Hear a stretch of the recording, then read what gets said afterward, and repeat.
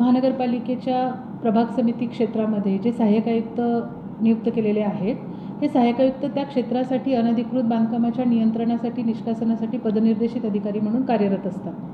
पदनिर्देशित अधिकारी म्हणून त्यांनी जे काही काम करायला पाहिजे त्या कामामध्ये जर कसूर झाली, त्यांच्या कर्तव्यात हलगर्जीपणा झाला किंवा त्यांनी जे कर्तव्य करायला पाहिजे ते नाही केलं असं त्यांच्या विभाग प्रमुखांची खात्री झाली, तर ते विभाग प्रमुख त्यांच्या विरोधात विभागीय चौकशीचा किंवा शिस्तभंगविषयक चौकशीचा अहवाल पाठवू शकतात.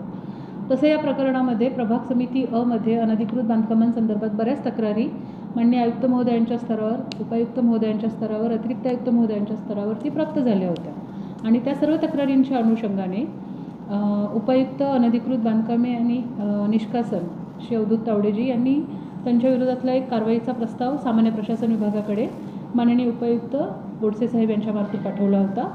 त्याच्यामध्ये कर्तव्यात कसूर केल्याबद्दल त्यांच्यावरती निलंबनाची कारवाई प्रस्तावित करण्यात आली होती.